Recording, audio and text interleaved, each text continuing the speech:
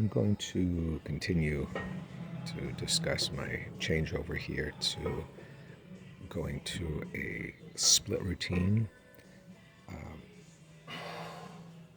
So on this day, I'm going to start with deadlifts, my sort of my A and B workout. So this is my B workout, and I'm doing deadlifts, whereas I do start with squats on my A workout. I like to do these exercises as close to the beginning of my workout as possible. And if I'm splitting my workouts, then it helps me to so that I can do one or the other, because they're both such exhausting exercises. As you see here in my deadlifts, I'm number one. There's no touch and go here. I'm bringing it all the way down, resetting, making sure that I activate my lats on every rep. Sometimes I'll take a few breaths in between because I don't want this to be a cardiovascular exercise or have that be my limit. I'm really trying to keep the back tight.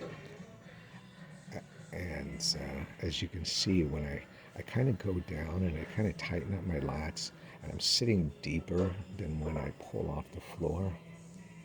And I know this, and I'm kind of feeling for my hips getting into the right height that I know is my takeoff point. It's probably not ideal as far as I know when people talk about pulling the slack out of the bar.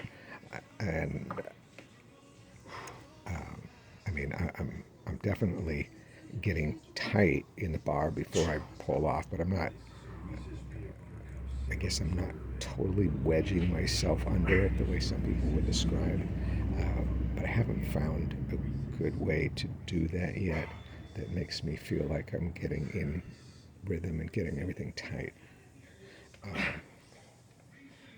So here, after my deadlifts, then my second two exercises, one of them is an overhead press, and the second one is chin-ups. And the overhead press, I'm going to do everything that I can, go to absolute failure. I'll try to do a couple of like push press type reps to finish it off. And then I will go immediately to my overhead dumbbell presses so that I can rest as little time as possible. When I go to the chin-ups, I'm changing the rubber bands. So I start out with body weight chin-up, and then I go to a purple rubber band and then a green rubber band, which is the most amount of assistance without doubling up on the bands.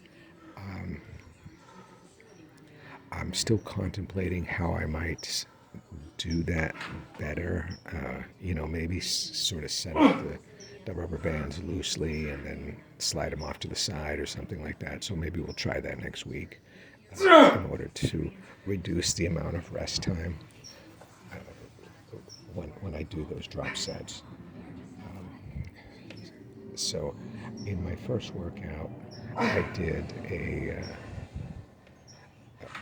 my squats that I would then drop to my front squats, which for me I feel is really important because I tend to squat just like you saw my deadlift. I tend to be very hip dominant, and so the front squats really help to burn out the quads. And then so that I do a squat pattern, I do a horizontal press, which is my dips, and a horizontal pull, which is the Yates row. And then in this one, I do my hinge, which is my deadlift, which is also kind of a heavily lower body movement. And then I go to my overhead press, which is a vertical push, and my chin ups, which is a vertical pull. See, so here we go. I'm in the middle of that, and yeah, I do feel like it's taking me too long to change weights, or to change the bands and get reset up again. So I might try to do something so that I can get that down closer to, maybe 20 seconds or so. I'm closer to like 30 or 30 plus seconds on changing these when I change from the purple to the green. And also for my deadlift, my deadlift, I did 8 reps today, and I'm thinking that I might try to keep the reps on the low side because it's so systemically fatiguing. And like I said, I don't want it to turn into a an exercise where I'm reaching cardiovascular failure before I reach muscular failure. So I'm thinking, well, maybe I'll try and keep it, closer to the 5 to 8 reps. The only problem I've had in the past with that is losing tension in my upper back and my lats. So I'm just going to have to really focus on that and make sure that I don't increase the weight to the point where I start to bow over. But that's something that I'll just have to work on. So I'm thinking that I will probably go up a little bit in weight next time, and see if I don't go too high in the reps, because sometimes I do. You see when I'm doing those reps that I am taking a few breaths between reps because I don't want to. The deadlift is just such a different exercise, and I don't want to reach cardiovascular failure. And it's not really a continuous tension kind of exercise because it is a deadlift, and the whole idea of the lift is that you're pulling it from a dead stop and resetting. Of course, I know people do touch and go, and I've done that in the past, but that's a different conversation for another day. Okay?